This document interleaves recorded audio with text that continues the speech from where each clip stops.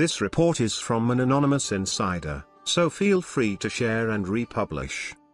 Milo Yiannopouloss, a polemical Breitbart editor and unapologetic defender of the alt-right, tested the limits of how far his provocations could go after the publication of a video in which he condones sexual relations with boys as young as 13 and laughs off the seriousness of pedophilia by Roman Catholic priests.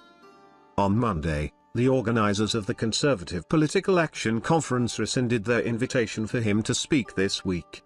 Simon and Schuster said it was cancelling publication of Dangerous after standing by him through weeks of criticism of the deal.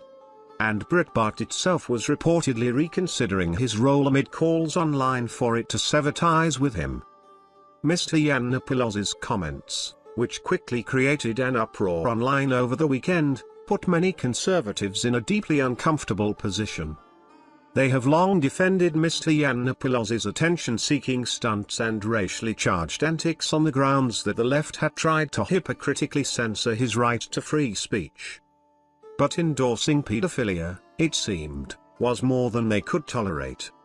The board of the American Conservative Union, which includes veterans of the conservative movement like Grover Norquist and Morton Blackwell, made the decision to revoke Mr. Yiannopouloss's speaking slot and condemn his comments on Monday. We initially extended the invitation knowing that the free speech issue on college campuses is a battlefield where we need brave, conservative standard-bearers. Matt Schlapp, the chairman of the American Conservative Union, said in a written statement. Regarding Mr. Yiannopouloss's comments, Mr. Schlapp called them disturbing and said Mr. Yiannopouloss's explanation of them was insufficient.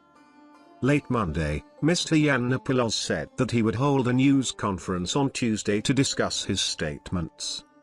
Mr. Yiannopoulos, who has railed against Muslims, immigrants, transgender people and women's rights, is a marquee contributor to Breitbart News, where he serves as senior editor.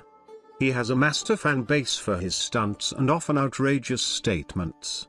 But by Monday afternoon, his future at the website was being intensely debated by top management. One Breitbart journalist, who requested anonymity to describe private deliberations, described divisions in the newsroom over whether Mr. Yiannopoulos could stay on.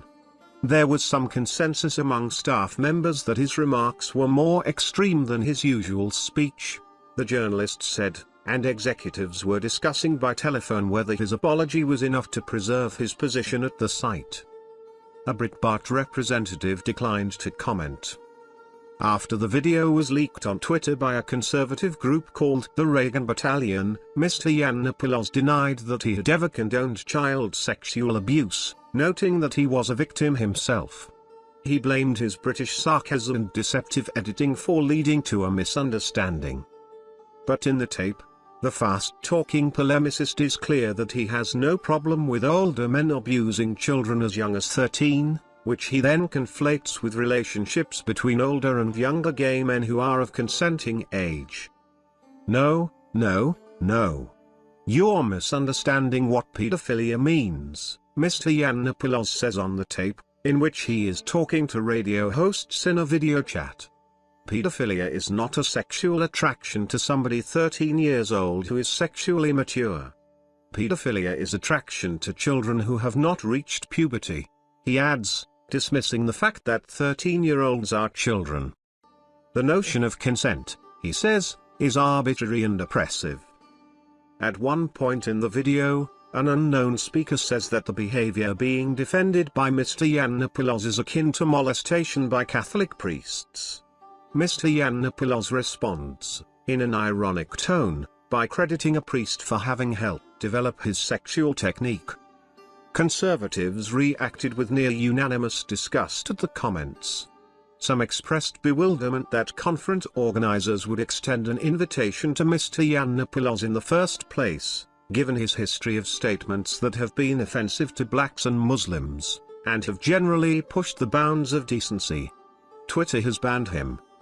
Colossal misjudgment, Rich Lowry, editor of National Review, wrote on Twitter.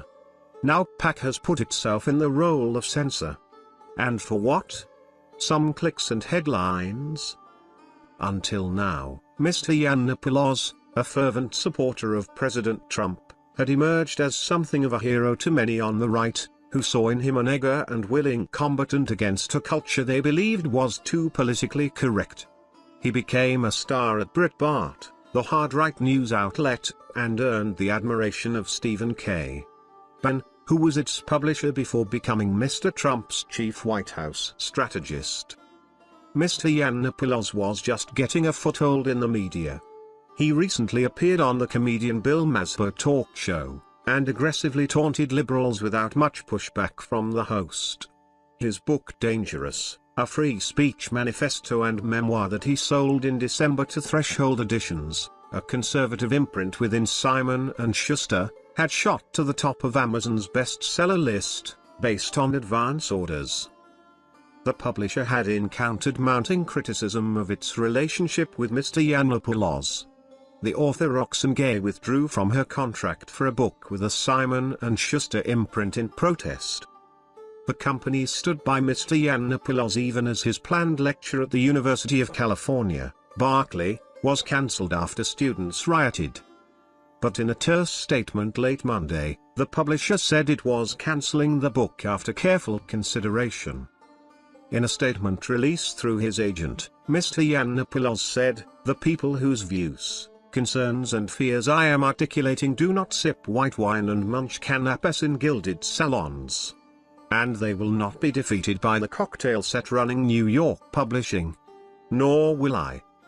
The decision is likely to be a costly one for Simon & Schuster, which may not be able to recover the portion of the reported $250,000 advance it had already paid to Mr. Yiannopoulos." Dangerous had sold just under 50,000 copies, according to his literary agent, Thomas Flannery Jr., who said he planned to find another publisher.